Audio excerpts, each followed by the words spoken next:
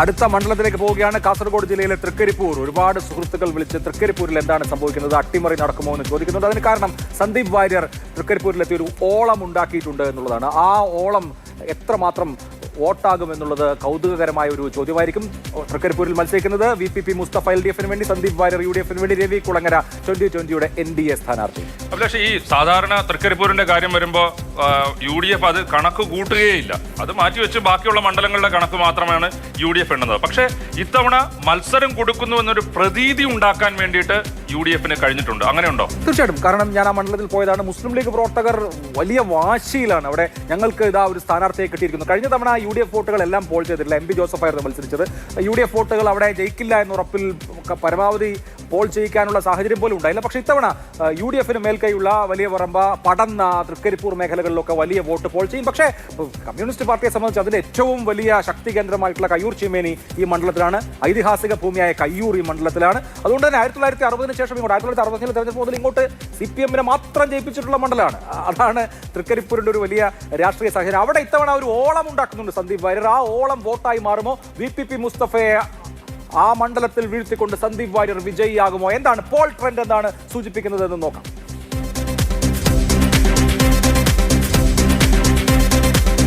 ഇല്ല, VPP മുസ്തഫയ്ക്ക് കൃത്യമായ മേൽക്കൈ ഉണ്ട് എന്ന് ഈ സർവേ പറയുന്നു. 48.48 VPP മുസ്തഫ, 42.52 സന്ദീപ് വാര്യർ. ഏതാണ്ട് 5% മുൻതൂക്കം. 5.96. പക്ഷേ തൃക്കരിപ്പൂർ പോലുള്ള മണ്ഡലത്തിൽ ഇത് പോരാ. തൃക്കരിപ്പൂരിൽ മത്സരം നടക്കുന്നു, ശക്തമായ മത്സരം നടക്കുന്നു. 5.96 എന്നത് തൃക്കരിപ്പൂരിനെ വെച്ച് നോക്കുമ്പോൾ, കല്യാശ്ശേരി, പയ്യന്നൂർ സമീപ മണ്ഡലങ്ങൾ വെച്ച് നോക്കുമ്പോൾ കംഫർട്ടബിളി ഒരു 10% എഡ്ജൊക്കെ ഉണ്ടാവേണ്ട. രാജഗോപാൽ ഇതിനു മുമ്പ് വലിയ മാർജിന് ജയിച്ച 20,000 വോട്ട് എനിക്കൊന്ന് ലാസ്റ്റ് തെരഞ്ഞെടുപ്പിൽ. അല്ല, കഴിഞ്ഞ തെരഞ്ഞെടുപ്പിൽ അത് ശരിയാണ്. അത് എതിരാളി ദുർബലമായതുകൊണ്ട് 2011 ഈ മണ്ഡലം രൂപീകരിച്ചതിന് ശേഷം, ഈ രൂപത്തിൽ ഈ മണ്ഡലമായതിനു ശേഷം നടന്ന ആദ്യത്തെ തെരഞ്ഞെടുപ്പിൽ 10,000-ന് താഴെയായിരുന്നു കുഞ്ഞിരാമന്റെ സ്കോർ. എന്ന് പറഞ്ഞാൽ ഇത് UDF ശക്തി കേന്ദ്രങ്ങളും കൂടി ഉൾക്കൊള്ളുന്ന ഒരു മണ്ഡലമാണ്. പയ്യന്നൂർ പോലെയോ കല്യാശ്ശേരി പോലെയോ ഉള്ള ഒരു മണ്ഡലമല്ല തൃക്കരിപ്പൂർ എന്ന് മനസ്സിലാക്കാം. CPM-ന്റെ ചില പ്രധാന ശക്തി കേന്ദ്രങ്ങൾ നീലേശ്വരം മുനിസിപ്പാലിറ്റിയും കയ്യൂർ ചീമേനിയും ഇതിനകത്ത് ഉണ്ട് എന്നുള്ളത് ശരിയാണ്. എങ്കിൽ പോലും UDF-ന് നന്നായി വോട്ട് വരുന്ന പടന്ന തൃക്കരിപ്പൂർ മുനിസിപ്പാലിറ്റി പോലെയുള്ള, തൃക്കരിപ്പൂർ മേഖല പോലെയുള്ള, തൃക്കരിപ്പൂർ നഗരം പോലെയുള്ള മേഖലകളുണ്ട്. ഇവിടെ BJP വോട്ടുകൾ നിർണായകമാണ്. ഇവിടെ വളരെ ഇപ്പോഴത്തെ നമ്മുടെ ലീഡ് നോക്കുമ്പോൾ നിർണായകമാണ്. ഈ 5.96 എന്ന് പറയുന്ന ചെറിയ ലീഡ്, അത് 10,000 വോട്ടാണ്. അപ്പൊ ഈ BJP വോട്ടുകൾ സന്ദീപ് വാര്യർക്ക് അനുകൂലമാകുമോ പ്രതികൂലമാകുമോ എന്നുള്ളത് വളരെ നിർണായകമാണ്. അവിടെയും 2020 എന്താണ് പ്രസക്തി?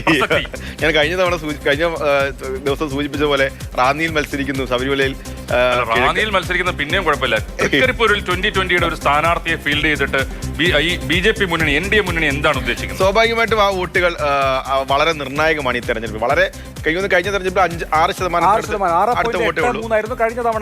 സ്വാഭാവികമായിട്ടും വിജയസാധ്യത ഇല്ലാത്ത മണ്ഡലങ്ങളിൽ BJP ഒരു പക്ഷേ മറ്റ് വിജയസാധ്യതയുള്ള സ്ഥാനാർത്ഥികൾ അവർക്ക് എന്തെങ്കിലും ഉണ്ടാവാം. പക്ഷേ ഇവിടെ BJP വോട്ടുകൾ വളരെ നിർണായകമാണ്. നമ്മളിപ്പം തൃക്കരിപ്പൂരിനെ പറ്റി ചോദിക്കുമ്പോൾ BJP വോട്ടുകൾ ആർക്കാണ് പോൾ ചെയ്യാന്ന് വളരെ നിർണായകമായ ഒരു ഫാക്ടറുള്ള ഒരു മണ്ഡലമാണ്. അത് സന്ദീപ് വാര്യർ മത്സരിക്കുന്നതുകൊണ്ടാണ് നിർണായകമായ ഫാക്ടർ. ഇവിടെ ഇപ്പോ സന്ദീപ് വാര്യർ വരുമ്പോ സന്ദീപ് വാര്യരെ മുസ്ലിം ലീഗ് പ്രവർത്തകർ ഇതുപോലെ കൊണ്ടു നടന്ന് എല്ലായിടത്തും കൊണ്ടുപോവുകയും ആള് കൂടുകയും ഒക്കെ ചെയ്യുന്നു. ഒരു പക്ഷേ സന്ദീപ് വാര്യർക്ക് വേണ്ടി മുസ്ലിം ലീഗ് അങ്ങനെ വരുമെന്ന് പ്രതീക്ഷിച്ചിരുന്നില്ല. അവർ കൂടെ നിൽക്കുകയും, എന്നാൽ BJP-യിൽ നിന്നാണല്ലോ സന്ദീപ് വാര്യർ കോൺഗ്രസിലേക്ക് എത്തുന്നത്. ഈ BJP-ക്കാരുടെ ഒരു നിലപാട് എന്തായിരിക്കും? BJP-യുടെ മൊത്തം വോട്ടുകളും ഈ 2020 പോൾ ചെയ്യോ അതോ വേറെ എവിടെയെങ്കിലും പോവോ? സ്വാഭാവികമായിട്ടും അങ്ങനെ ഒരു സാധ്യത ഉണ്ടാവാം. പക്ഷേ VP മുസ്തഫ ആയതുകൊണ്ട് അത്രയും വോട്ടുകൾ പൂർണ്ണമായും അത് പോൾ ചെയ്യുമെന്നും പറയാൻ പറ്റില്ല. അപ്പം നമ്മളത് പരിശോധിച്ചിരുന്നു. നമ്മളിവിടെ പ്രധാനമായും ശ്രദ്ധിച്ചത് വളരെ വളരെ ചെറിയ വോട്ടേ BJPക്ക് ഉള്ളൂ. എങ്കിലും BJP പ്രവർത്തകരുടെ അല്ല അനുഭാവികളുടെ വോട്ട് ആർക്ക് പോൾ ചെയ്യപ്പെടും എന്നുള്ളത് വ്യക്തമായി നോക്കണം. വളരെ ശക്തമായ LDF-ന്റെ സ്ഥാനാർത്ഥിയും വളരെ ശക്തനായ സ്ഥാനാർത്ഥിയും വളരെ വളരെ ജനകീയനാണ്, വളരെ ആളുകൾക്ക് സുപരിചിതനാണ്, പരിചയപ്പെടുന്ന എല്ലാ വിഭാഗം ആളുകളും സ്വീകാര്യനാണ്. വളരെ ടൈറ്റ് ഫൈറ്റ് ആണ്. ഒരു ഈസി വാക്ക് ഓവർ അല്ല LDF. ഏതായാലും അതൊരു പ്രധാനപ്പെട്ട സൂചനയാണ്. തൃക്കരിപ്പൂരിൽ ഒരു കേക്ക് വാക്ക് അല്ല. LDF-ന്റെ ഞാൻ നേരത്തെ പറഞ്ഞതുപോലെ 65 മുതൽ ഇങ്ങോട്ട് തുടർച്ചയായി LDF ജയിച്ചു വരുന്ന തൃക്കരിപ്പൂർ മണ്ഡലം ഇത്തവണ ഈസി അല്ല. LDF-ന് മുൻതൂക്കമുണ്ട്, 6% മുൻതൂക്കമുണ്ട്. പക്ഷേ ഈസി അല്ല എന്നാണ് നമുക്ക് പറയാൻ സാധ്യത. വളരെ അവസാനം വളരെ ചെറിയ മാർജിനിലാണെങ്കിലും നമ്മൾ ലോക്സഭ വോട്ടിംഗ് പാറ്റേൺ നോക്കുമ്പോൾ കഴിഞ്ഞ ലോക്സഭ 2024 10,000-ലധികം വോട്ട് രാജ്മോഹൻ ഉണ്ണിത്താൻ ലീഡ് ചെയ്ത മണ്ഡലം കൂടിയാണ്. അതായത് കോൺഗ്രസിന് UDF-ന് വോട്ട് ചെയ്യാൻ തൃക്കരിപ്പൂർ മണ്ഡലത്തിലുള്ള ആളുകൾക്ക് മടിയില്ല. അതെ അതെ അതെ അതല്ല, ലോക്സഭാ വോട്ട് പാറ്റേൺ വളരെ വ്യത്യസ്തമാണ്. നമുക്ക് ഉദുമയിലൊക്കെ വലിയ ലീഡാണല്ലോ, പക്ഷേ ഉദുമയിൽ LDF ഏറ്റവും അവസാനം നിയമസഭാ തെരഞ്ഞെടുപ്പിൽ LDF പരമാവധി പോൾ ചെയ്യിക്കും. അവരുടെ കേന്ദ്രങ്ങളിൽ പരമാവധി വോട്ട് പോൾ ചെയ്യിക്കും. മാത്രമല്ല ആ ഒരു പാറ്റേൺ ആയിരിക്കില്ല. ഞാൻ പറഞ്ഞ ദുർബല സ്ഥാനാർത്ഥിയല്ല LDF-ന്റെ. സന്ദീപ് വാര്യരോട് ഫൈറ്റ് ചെയ്യാൻ പറ്റുന്ന ശേഷിയുള്ള സ്ഥാനാർത്ഥി തന്നെയാണ്. സന്ദീപ് വാര്യരെ ഒട്ടും ചെറുതായി കാണുകയല്ല, അദ്ദേഹം വളരെ മികച്ച.